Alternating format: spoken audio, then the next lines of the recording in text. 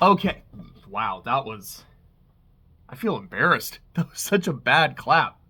There we go. That's good. We'll pretend that's the one that I actually used. Anyway, so here we are with chapter 15 of Project Horizons. This is Flank. It is the penultimate chapter of the security mare. So a couple housekeeping things. Number one, yeah, I remember when I said I was going to try to get this out last week, and then I just didn't. It took me a couple days to actually get around to doing my notes on the video, and I was like, alright, I don't know when I'm actually going to fucking record this, but here we are. So, sorry about that. I should probably try to be better about actually getting videos out more. I'm good when it comes to my CTT videos. Just knock on wood. Hopefully there won't be some bullshit like a meteor tomorrow that costs me from doing it. Anyways, there's that. I have gone ahead and read chapter 16, so that's done. I don't have my notes on it prepared. So, I am not going to estimate when I'm going to get the video out. Theoretically, by the end of October. Hopefully it won't take that long, but I don't know. It'll probably be a while. I've been really focused on working on Orichalcum mostly, so I haven't been doing... It's basically either been like I'm working on Orichalcum, or like I'm hanging out with somebody, if I'm at the house and like playing some Wukong. So I don't know when I'm going to get around to doing my notes. I would like to do it probably after I record this and then another video. But anyways, so that's kind of where that all is. Oh, excuse me. Moving on to the chapter proper. My overall thoughts. And I'll be honest, I've been saying for this last third of the book, I really haven't enjoyed the chapters that much. Like, 11 is fine, but I don't really like it. 12 is fine, but I don't really like it. Like, there's good elements in both of those chapters. 13, I didn't really like it, and then by the end, I'm like, okay, there is so much, like, good shit here, like, from the lucidity lens that I am loving it. And 14 was, like, fine. Hypothetical audience. We finally got a good chapter. I liked this one quite a bit. It's one of those chapters, I'm like, look, I've said it time and time again. I will say it time and time again. I feel like I've said this exact same thing time and time again.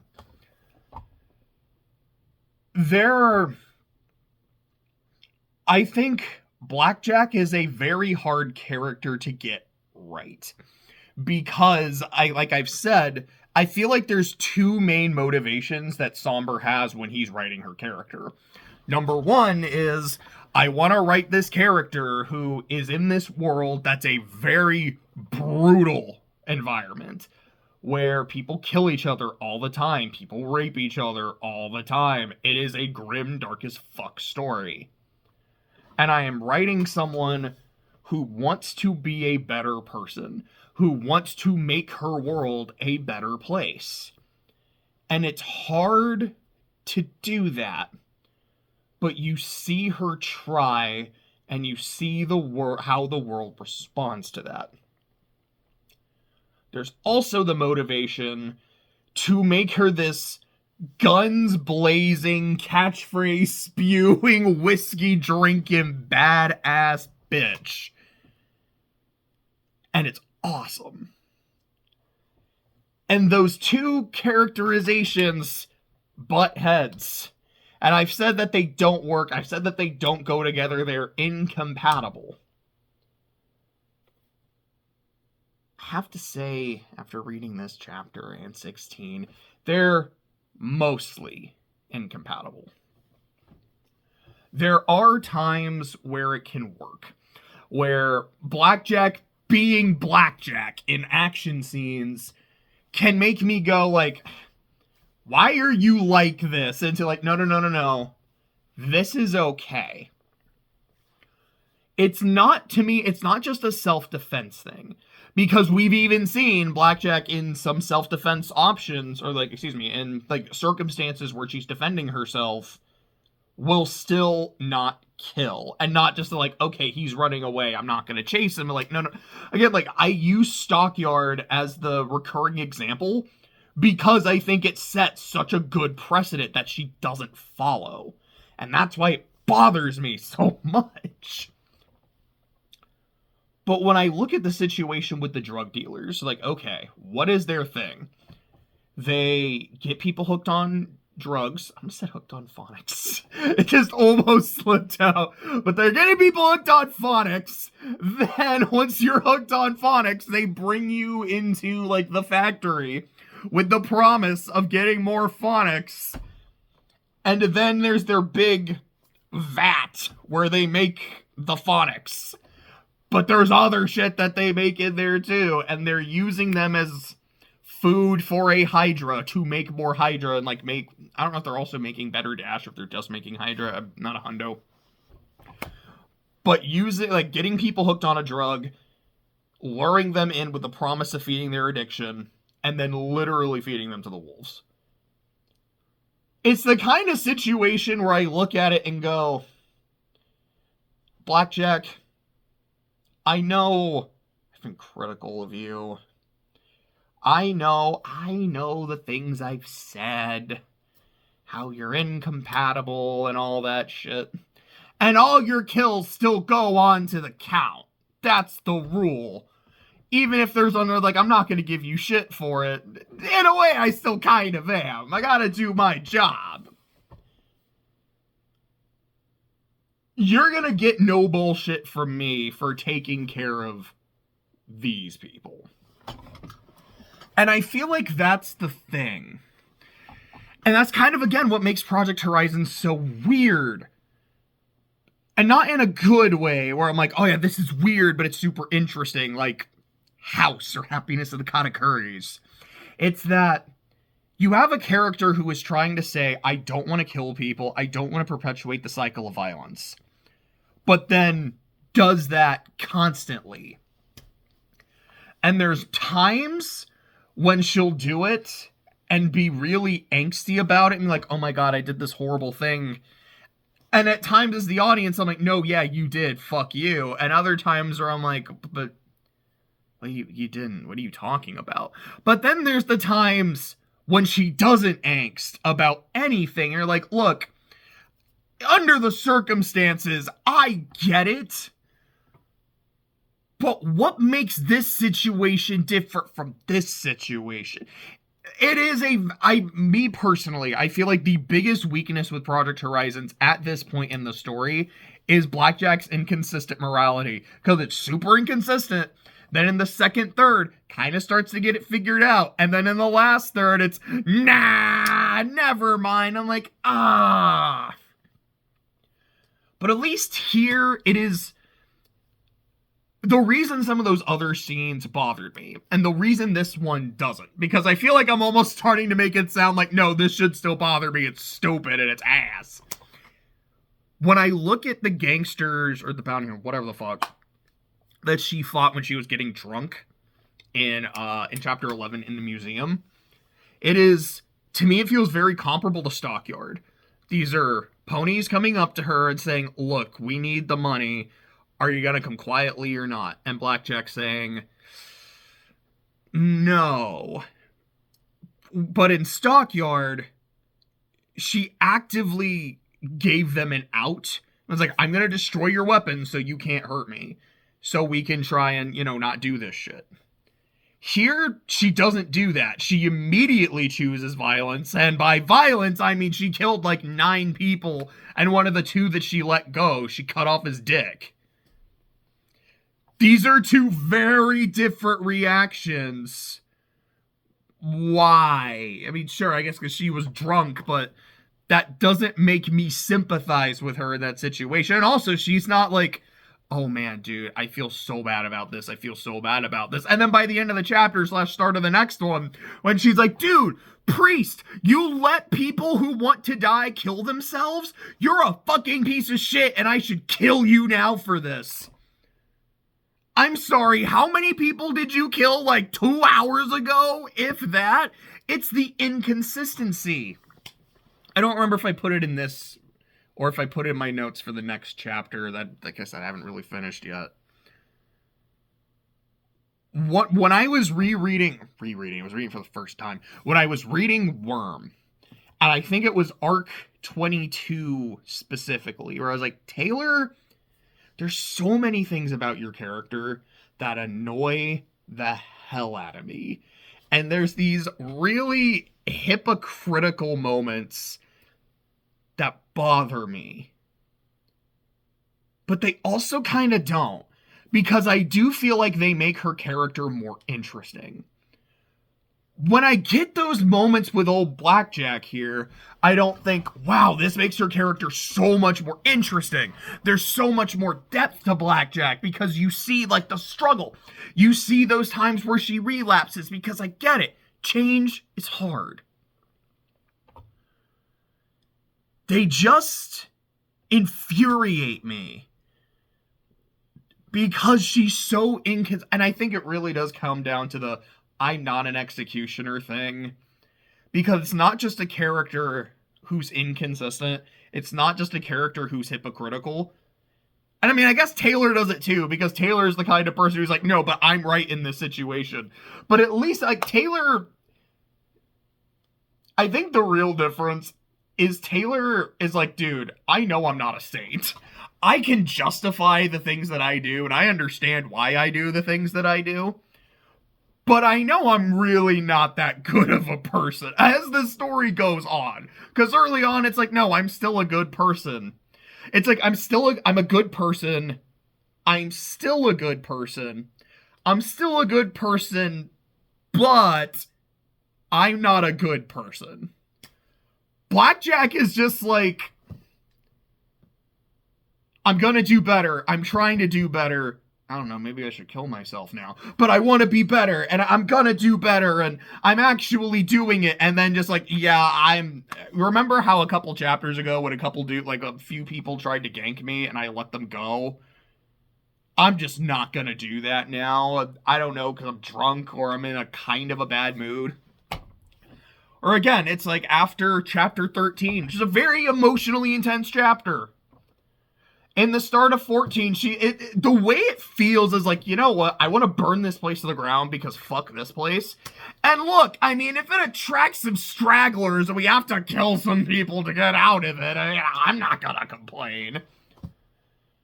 That's how it feels when those Pecos show up. She's not like, oh god, I didn't think about this, or oh no, I don't want to have to kill people. She's almost kind of like, oh boy, it's free real estate. Why are you like this? The reason the drug dealers in Flank feel different is because it's not people just coming after her. It's not just, hey, let me do some stupid shit, and if people want to fuck with me, I'll just kill them, and I'll kind of be excited. It is, I was told there was a problem, and I'm trying to handle it peacefully. And it got to a point where I saw what they were doing to the, like, she doesn't bring out a security saves. We've heard that catchphrase once in the first chapter, and that's been it for volume 1. Oh, there. Computer's getting a little interesting. She doesn't pull out a security saves, but it's what she does. I'm going to save the people here. And if I gotta kill these assholes to do it, I will do it. It, to me, comes down to the context and the intent. Here, the intent is to save as many people as possible. Kind of damn the ops. And I will give her that. When it's just, well, boys, you got me. Glug, glug, glug, glug, glug, glug, glug. But now, who's got who? It's a cool, fun scene. That's the shit to me that feels incompatible. But when Blackjack is acting out of her virtue, out of that sense of duty to save people, to me it feels more justified. So, those are my thoughts on that. Let's actually talk about the shit that happened in the chapter. Anyways, like I was saying, it is a genuinely fun action scene, and like the situation is super fucked. I don't really blame Blackjack for any of the people that she killed. So it goes on the count. The Hydra doesn't. I'll go and say that. I know with the dragons, I got a little cheeky with it. I can still justify that in my head as like, look, anytime you see a dragon fall to question, in Friendship is Magic, they are sentient creatures. Which to me means these dragons are sentient. Or at the very least, like, we're sentient, and they went a little loopy like a ghoul does, and I count ghouls. Feral and non-feral. So those count. We've only seen one Hydra. I think Feeling Pinky Keen is the only time we see a Hydra in Friendship is Magic. There might be another episode with one, but off the top of my head, I'm not sure. There are like 223 of them. I might have missed an episode. I mean, I didn't miss any episodes, but there might be one where I'm like, oh yeah, there was a Hydra and I completely forgot. But anyways, my point, the one time I remember seeing a Hydra, it did not seem like it was sentient. This one was not acting sentient. It does not go on the count. But I kind of want to count it less out of a let's get Blackjack to big numbers, although you know it's what I want. Kind of as a sign of respect. Like, no, you did kill a fucking Hydra. That was cool as hell. I want to give you your flowers for that, BJ. So there's that. On to the basic plot of the chapter. We've got Blackjack talking a little bit about her cutie mark story, which is she was in the... What did they call it? I want to call it the dungeon, but that doesn't sound right. I don't know if they called it like the basement. Anyway, she's like where all the maintenance ponies are. She's playing cards with Rivets. I think Daisy and Marmalade were there, and this other pony named Hatches got up and was walking toward the door, got like crushed by the door, and fucking died. And Blackjack's like, yeah, that was the night I got my cutie mark, and that's how I fucking remember it. Holy shit, I just remember we call her Hatches because of how she died. I don't remember her real name. Huh. And I don't know, it's not like the deepest scene, but I find that kind of interesting. I don't know if I've brought up Blackjack's real name yet. I feel like I maybe said that in chapter 1, but I think you actually get a little bit of it here where her name is actually Go Fish.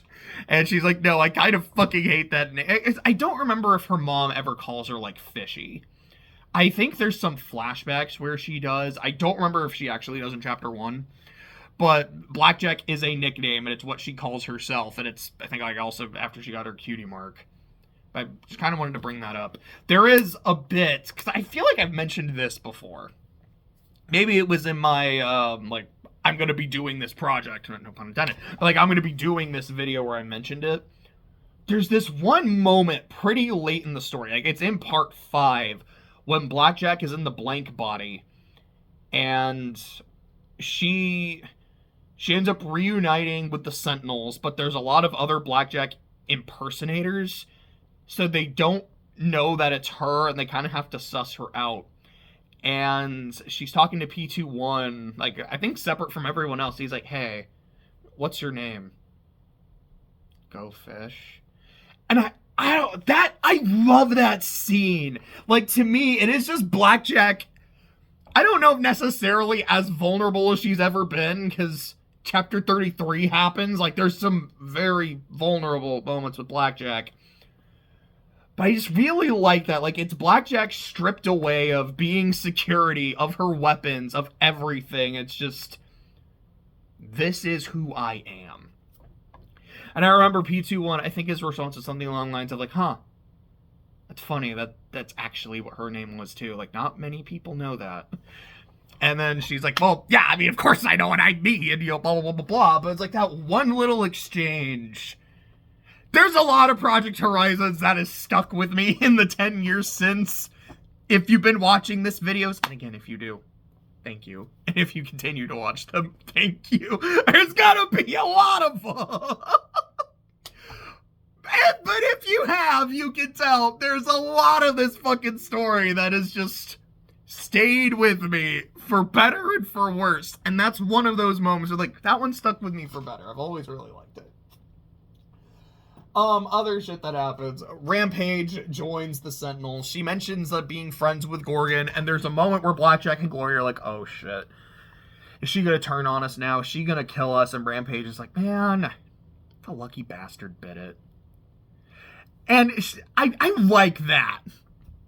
I mean, you know, again, given Rampage's character, like, yeah, I want to die. I'm an immortal who can't. That's interesting and that works. But it's her grieving and almost kind of showing, like, her affection in her own rampagey way. And I just really like that. She also mentions that she does know Dr. Sanguine. Blackjack is taken to Dr. Scalpel, who, I remember her being a recurring character, but not, like, a main character. I remember near the end of the story when they meet Bastard, who's basically like the Project Horizons version of Spike Spiegel. That's kind of the vibe I got, is he's like a Spike kind of character. Not one-to-one. I think of that scene with Scotch. Like, I don't think that's something Spike would do. But anyways, that's kind of the vibe I got from him. And then when they see each other, it's like, oh, hey, brother. Oh, hey, sis. And Blackjack's like, wait, what the fuck? And I remember also going, what the fuck? And I think Scalpel was eligible to be in the final party. She just wasn't picked. But anyways, I know, reminiscing on random shit. Rampage calls her mom, and I just didn't remember that. I don't remember how close she and Scalpel were. If Scalpel was someone that, like, actively looked after her and raised her at one point. I don't remember, but I guess I'll shout that out. I don't know if she has... Sorry, I'm getting tongue-tied. Let me try that again. If I'm saying that Rampage represents Blackjack's sister, I don't know if her calling Scalpel mom means that Scalpel is kind of another representation of Blackjack's own mother in the way that I think Sakashi kind of is and Jin Rummy clearly is. It kind of might be. I'm not sure. Blackjack also gets, like, cleaned up from her chem addiction. Most of her body is fixed, but there's this other shit inside her called taint. We're like, this is bad, really fucking bad, and I have no way of fixing it.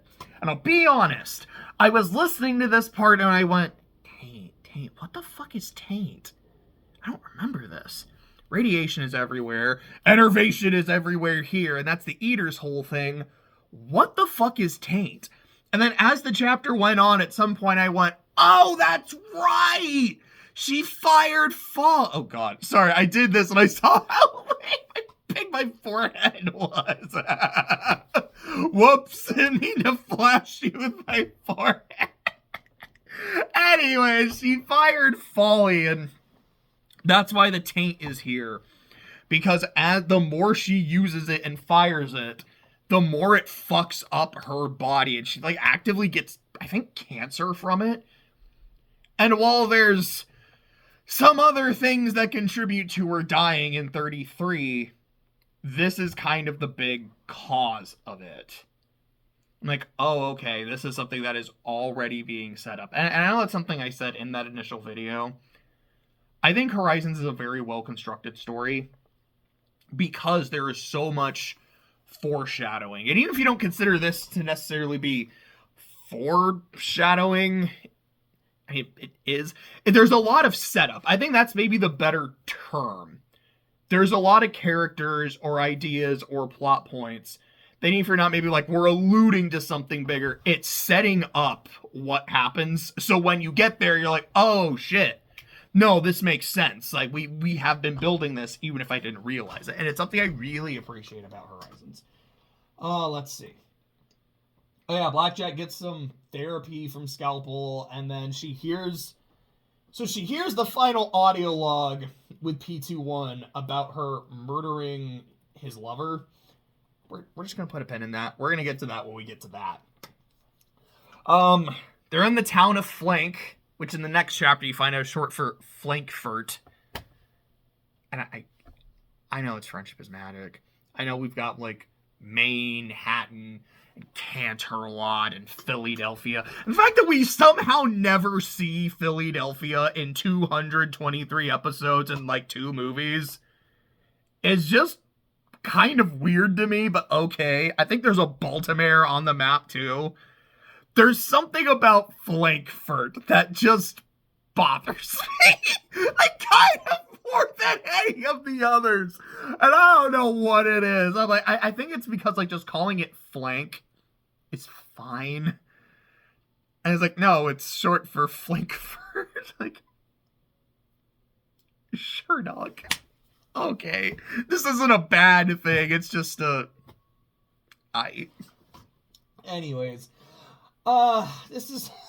So flank has stable 69. Because of course it does. Which I don't remember. I think it's actually like stable 89. And then they actually fucked with the sign to just make it look like a 6. Because it's the... Oh, fuck. What was the term I wanted? I was just going to say the sex town. I was going to say it's like the lust town. Like the sensual pleasures. Because it's sex. It's drugs. I'd say rock and roll, but this is where Daft Punk lives. Because, yeah, fucking Daft Punk is here, and they actually kind of get involved in part of the finale, and it's so... I can't lie, I fucking love it. I think it's awesome.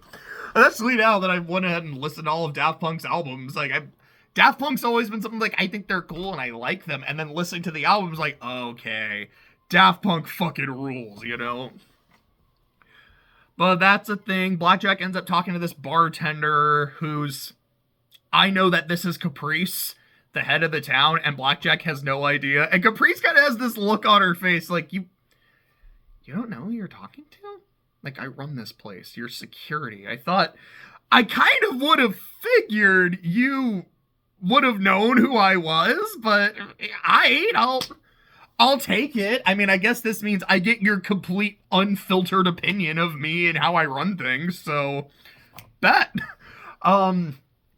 Tells Blackjack about the drug dealers and the drug trade, and Blackjack's like, alright, let me go take care of this shit. So she goes and takes care of this shit, like I said. So really fun action scene. Like, there's this dude that's getting hopped up on, I don't remember what. I don't remember if it was Buck, Stampede, Dash, might have been a little bit of everything. And he's a problem.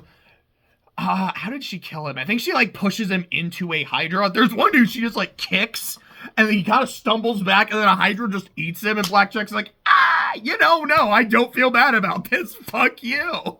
She kills a Hydra. The leader of the drug dealers, her name was Domino. It stuck out because she was the only one that had a name, and she just falls into the vat, and I'm like, ooh. I don't know if one of the Hydras just, like, went and ate her, or she just, like, disintegrated, but I don't think she's coming out of that. It's a cool fight. It's pretty dang fun. What was after that? Okay, sorry. So after that, in terms of plot, how long has this video been? We're already at, like, 28 minutes. This is definitely one of the longer episodes. I'm sorry. I went on, like, a whole tangent and rant at the start. So Blackjack ends up getting this memory orb that she looks into. And it's the first meeting of Big Macintosh and Maripony. And it's the kind of thing where, like I had said, I figured it out the first time Maripony showed up. If I hadn't, this one basically confirms who it is. Like, okay, teleportation magic. That's a Twilight Sparkle staple. And while it's not necessarily unique to Twilight, it's kind of one of her signature abilities. Especially at this point, Starlight wasn't in the show yet, so it kind of was. I don't remember how much we saw Celestia and Luna use it. I mean, I don't think we ever saw Luna use it. So maybe Celestia, I'm not sure. But it was kind of Twilight's signature spell. Like, oh, okay, someone's doing this. I wonder who it is. And then the color of the magic, despite the fact that Maripony is, like, very blue, her magic is very purple, which, to be fair, I mean, magic matches the eye color, not the body color. I don't remember what color Maripony's eyes were, if they were blue or if they were still like the Twilight Sparkle lavender. But it's noted that, okay, the magic is the same fucking color. Excuse me, as Twilight's. She has this one line about how, oh yeah, you know, like, ministry mares, they've got shit they gotta do, but they get dogpiled by everyone, they get hounded by everyone, so they can't really go out anywhere, so that's why she sent me. And you kind of look at that and go, okay, so there's the motive. That's why Twilight is doing this. Okay. This definitely sounds like the kind of shit Twilight would do. She's walking through the street as there's like construction going on and not looking up from her map. I'm like, that sounds like something Twilight would do. And when she runs into Big Macintosh, she's like, oh shit, it's Big Macintosh. Because she knows who the fuck he is. And he's like, I'm sorry, have we met? No. Like, yeah, this feels very clear. Like, she is very Twilight coded. And by the end of the interaction, my interpretation of Big Mac's final line is that he's figured it out. Because I know there's a point later where the two of them have a row because it's figured out. I'll talk about that in a second. The last line he has as he's watching her walk away is just like, Maripony, huh? And I feel like I feel like the intent of the scene is that it's kind of Big Macintosh, meeting this lady. They have a meet cute, and it is adorable. And as she walks away, he's kind of like, what a nice mare. Like, that's kind of the vibe. What I read out of it is he's like, he knew exactly who this was pretty fucking quick. And he's like, Maripony, huh? Like, that kind of like, that's what we're going with? Alright, Twilight, you do you. And, hey, if I play my cards right, I'll do you. Anyways, but I know there's a point later they get into a fight. And it's either because Big Mac is like, oh no, you manipulated me and you lied to me, which I don't think is the case. I think it was more of a, yeah, I figured it out. And like, it's more of, I figured it out and you're still like trying to lie, and I think it's stupid. And I don't know, maybe I'm completely misremembering what the point of their fight was. I just remember they have one. We'll get to that when we get to that. I think that's near the end of part 2. When does Blackjack find out she's Twilight's kid? Actually, that might be when it happens. Because she's, I really don't remember. Okay. So Twilight gets a gun. Blackjack gets a gun. This is vigilance. This is the gun that the head of security uses. It has the names of all the head of security on there. Like Gin Rummy and Card Trick and Tarot and all that shit. It might be that she just matches one of the names on there as being the name of Twilight's kid, or I don't know. Actually, it might be that she gets a memory orb from Marigold about being Twilight's surrogate, and then she kind of starts putting like one and one and one and one, and like all the breadcrumbs together goes, ah. Anyways, I don't remember when all this shit comes out, but I don't like the way I phrased that. I don't know when Blackjack puts all the breadcrumbs together, and I was gonna go with a metaphor like she makes a pie out of it, but it sounded weird in my head, and it sounds even weirder out loud. So I'm just gonna say, big picture moment shit. Cool. But she wakes up from the orb. There's a collar around her neck. P21 is there, and he's like, evening, Blackjack, have you missed me? And that's how the chapter ends. So let's talk about Blackjack. I know I already did, so I might be able to kind of breeze through a lot of this if I've already said it, but if there's anything that I haven't said yet that I have in my notes, I will get to that too. Let's see. Okay, yeah, none of this was the shit I talked about earlier. A lot of this is about her relationship with P21. Let me check my computer. Battery's getting kinda low. Kinda happens when I tend to ramble for 34 minutes. Oops. You can't talk about their relationship, especially as of this chapter, without talking about the fact that Blackjack raped him. Which is something she is able to say. While we were in the stable, I was on his breeding queue. Maybe he was on mine.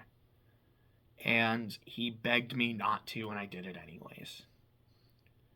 I did not care about him as a person. I did not care about him consenting. This is something I did.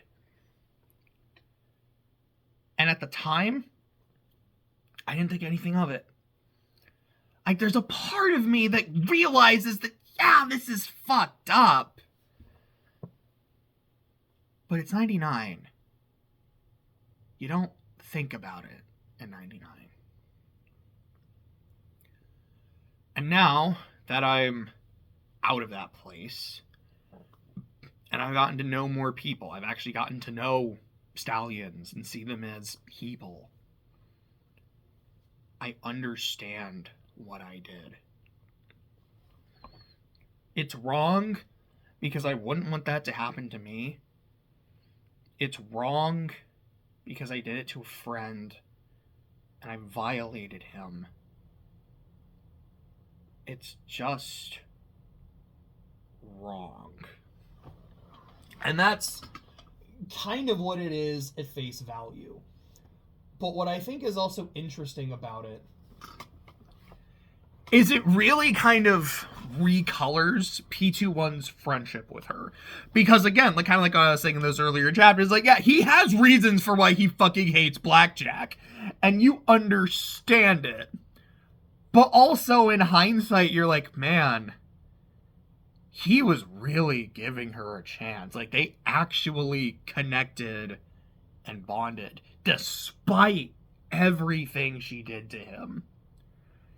It shows a lot from him that he's willing to forgive. Or even if you don't want to quite say he's not forgiving her yet, but he's willing to give her that, to like almost to extend a benefit of the doubt. Like I said, that really says a lot about the kind of person he is too, despite all of his issues, because oh boy, there's a lot. I do really appreciate that. From the lucidity lens, she says that like rape is wrong because I wouldn't want that to happen to me, and I'm not sure that I'd survive it.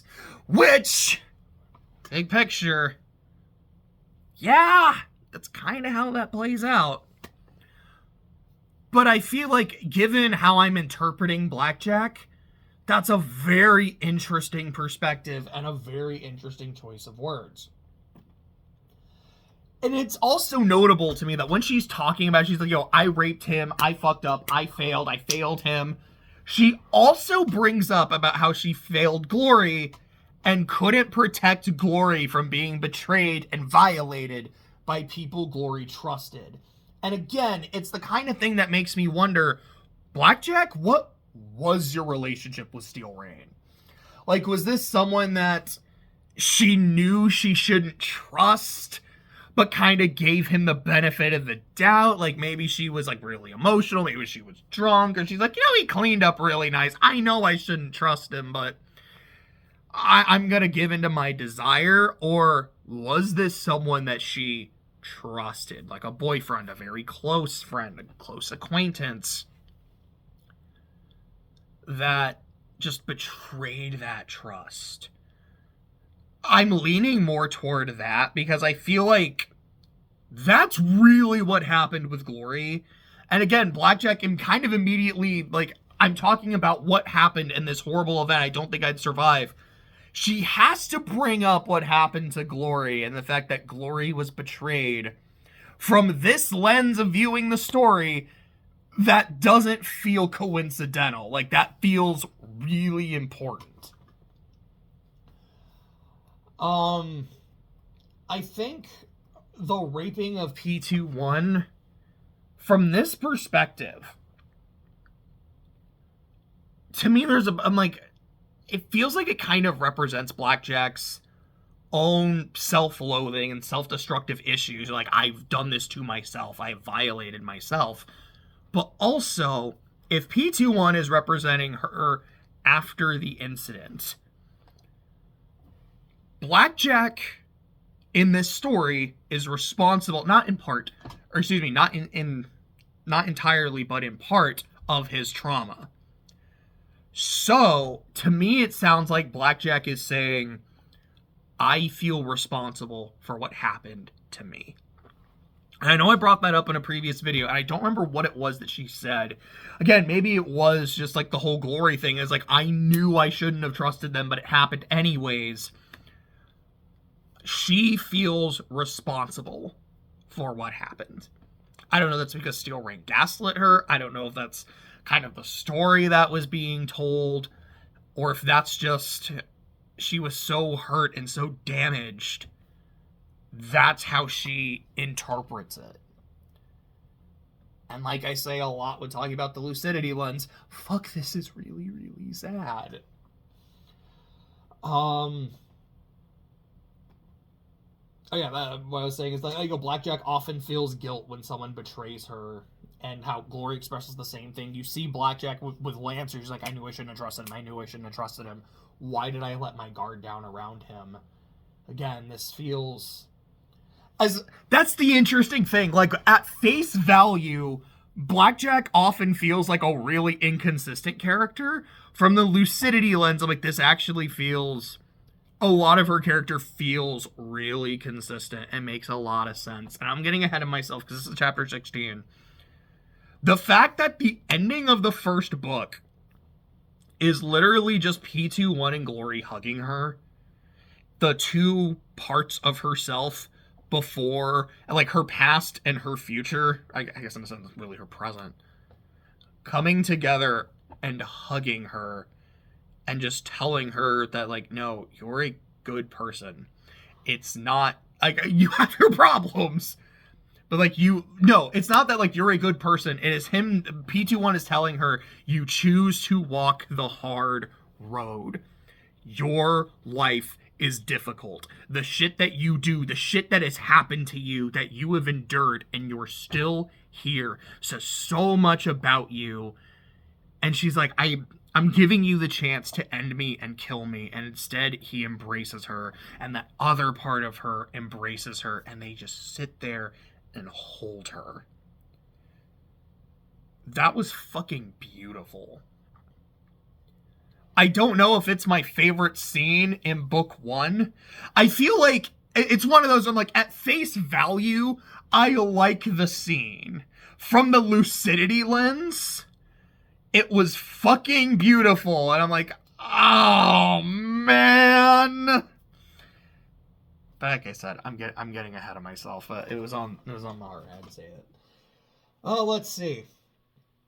Blackjack killing U21, U20. I think that's just kind of another wrath moment. And to be fair, like, the way it plays out is P21 charges her, and then U20 knocks him out of the way, and then Blackjack, who just was, like, getting blindsided and attacked, just kind of freaks out. It's one of those moments where I'm like, I don't know how much I blame Blackjack here, which is weird to say, especially from me.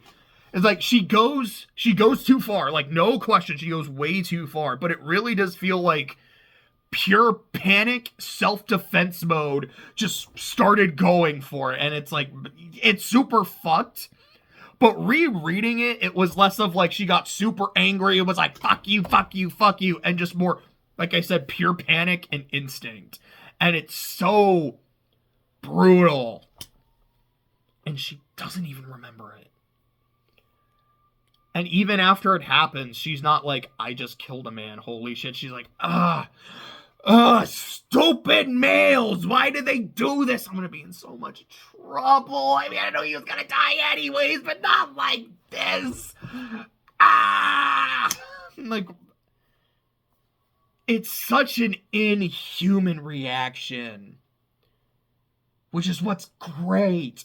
Because that's what 99 does. Like, it's shit like that where, like, no, like, this is still a face value, but it's so fucking interesting. Okay, and then other lucidity lens stuff that I do want to talk about from this chapter. We're getting close to the end, I promise. At 45 minutes almost. How much charge do I have? I had another video I was going to do, not a Horizons one, but I don't think I'm going to get to that yet. Anyways, point, I was saying things. There's these moments in the chapter where Blackjack is thinking about being in school, And it's like her, Daisy and Marmalade are there. There's this like little blue cult that'll interact with her. They call her Go Fish, and she's like, no, call me Blackjack. It's like, I guess that's what, like, I don't know. I guess Kid Blackjack smoked a lot of cigarette. Call me Blackjack. All my friends. Anyways. But she'll have kind of these visions of being in school, and then she'll hear the shuffling of cards, and then it cuts to being in 99 and like the way things are. And the way it's presented is, here's Blackjack's imagination. Oh, well, okay, I don't know if you can hear the dogs, but Jose just came in, so I think he's going to take care of the dogs, so I'm going to keep going. Or maybe he's not. Never mind. I'll go ahead and just open the door and let the dogs in. Hello, doggo. Princess, you coming in too? There you go. There you are, doggo. Anyways, so the way it's presented is like Blackjack having these visions and hallucinations of what she'd like her life to be and what she'd like her past to be, and then here's what her past actually is. But the lucidity lens, it kind of feels like the opposite, where it's Blackjack actually having these moments of lucidity, and it's kind of remembering little bits of her life and maybe what some of her relationships were, like maybe some of her real life friends, and then immediately cutting back to 99. And it's the shuffling of cards that I find so interesting. Because the dealer, to me, the dealer is Blackjack's conscience. I've said that before. The way they talk about him in Project Horizons is saying he is the embodiment of the wasteland. Like, it's how Blackjack personifies the wasteland. I'm like, okay, I think that also works. And then you get all the Echo shit, which I'm not going to talk about right now. The fact that her conscience, which is the embodiment of the wasteland, the embodiment of her delusion. His thing is cards. So she starts imagining her real life and actually thinking about it, and is maybe starting to break through and get out of her world. Her delusion brings her back to her false reality. And that's really cool. And I find that really interesting. What else was I going to say here? No, that's kind of it. The only other thing is just the taint thing. And it's like I said, there was a point where I realized, oh, right, that's what happened. That's what the taint is. It's after firing Folly. When does she fire Folly for the first time and get taint? That's in 13. That's after what happened to Glory. And there's that part of me that was thinking, after losing her innocence, she was tainted. I don't like that. I really don't like that. Oh, that's good. So that's talking about Blackjack. So now we can just go through some of the big picture moments that I think this is the first time that King Awesome is mentioned by name. And I think also the first time it's mentioned that the society has slaves, or like they're indentured servants and whatnot. Taint being brought up, and it's the thing that slowly kills her. It's after firing Folly. Her meeting Caprice. That Maripony is very obviously Sparks. And Diamond Dogs are also mentioned for the first time in that memory orb. Which I believe... Sorry, brain stop for a second. I believe in the original Fallout Equestria, that's what Hellhounds are, I think was the name. Which essentially, this is the MLP version of Deathclaws. They were Diamond Dogs, that's what killed my boy Steelhooves. And then in Horizons, like, okay, but some of them are also still sentient. And that's what Rover is. And Rover does only appear in one episode of Friendship is Magic. Because it was something I paid attention to on the rewatch. When I was like, yeah, the Diamond Dog. Do they ever show up again? They really don't. which is kind of sad, because I think that episode is really fun and really funny. Like, I kind of would have liked to have seen them one more time. I don't know, maybe they're redeemed, or they're just being assholes. I don't know, and I don't care. I would have loved to have seen more Diamond Dogs. And yeah, Rover ends up being Blackjack's mechanic. Like, he's not a super important character, but he has a presence and has a role he fulfills. I think that's pretty neat. As for the catchphrase counter, Red is dead ain't changing. I don't know if it ever will go up from that 6. Not an Executioner got another one, so we're at 5. Security saves, like I said, it's in chapter 1 and then not in the rest of the story. Excuse me, not in the rest of the book. Not a Smart Pony got another, so it's at 19. Annie Up got another, so it's at 6. As for the kill count, like I said, not counting the Hydra, I counted 7. Killing U2-0 in the flashback. Actually, there's a non-zero chance of counting him twice, because I think Blackjack and Prices talks about, like, stallions that she retired and took care of. One of those might have been U2-0. So I'll acknowledge I've maybe counted him twice. If so, my bad. But that, a couple of the guards, there's one that had a baseball bat. There's one that was taking Rampage. Crowbar, which is what she calls him, who gets pushed into the Hydra. There's another guard. Oh, no, sorry, that was it. Sorry. It was, there's a guard that she kills with a baseball bat. There's a guard that got killed by Rampage. That's what that meant. Crowbar, who's the one that she pushes into a Hydra. Another guard that she kicks that gets eaten by a Hydra. Domino, who falls into the Hydra water. And then Rampage snaps a dude's neck. So, and like I said, for me, Rampage snapping a dude's neck, this is part of the same mission. Blackjack is okay with killing these guards, so Rampage doing it does not go above and beyond, like, the bounds of the conspiracy. It counts. Oh, bye, Joes. Blackjack's kill count at the end of chapter 15 is 142. My girl's doing work. But that's it. That was Flank. And now I gotta get my notes ready for chapter 16. And spoilers, it's the best fucking chapter in book 1.